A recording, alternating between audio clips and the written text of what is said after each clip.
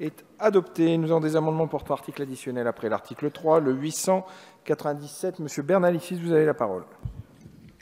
Merci, Monsieur le Président. Alors, ça a été un peu vite pour l'amendement précédent et j'ai une demande de scrutin public sur celui-là qui vient de vous parvenir, puisque nous proposons, par cet amendement d'appel, de créer un actio popularis, c'est-à-dire un droit pour chaque membre d'une collectivité d'intenter une action pour la défense d'un intérêt public, en matière notamment de fraude fiscale et de dégradation de l'environnement.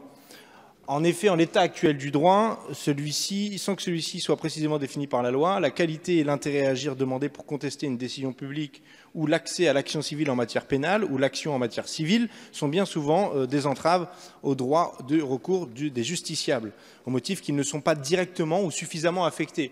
Vous avez les cas de figure d'un certain nombre d'ONG qui bataillent année après année pour faire des actions en justice contre des multinationales parfois, contre des États, contre tout un tas de sociétés, pour faire valoir l'intérêt général. Moi-même, j'ai eu à participer à un certain nombre d'actions de désobéissance civile avec une association comme Attac dans un Apple Store pour que Apple paye ses impôts, ce qui serait plutôt pas mal.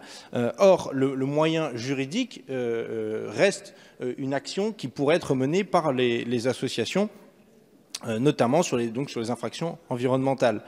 On constate d'ailleurs que sur le rapport annuel de 2017 de l'Office national de la délinquance et des réponses pénales, il y a eu 78 178 infractions environnementales, et l'Office national de l'eau et des milieux aquatiques qui le précise également. Si ce nombre est en diminution par rapport à l'année précédente, on constate toutefois une augmentation de l'ordre de 31% en un an des atteintes aux espèces naturelles, sans que chacun puisse agir.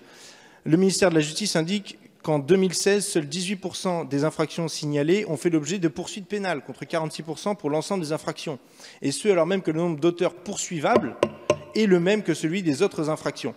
Donc voilà en quoi nous devons renforcer l'action collective des citoyennes et des citoyens. Merci, Monsieur Bernalicis. Je vous indique, mes chers collègues, que sur cette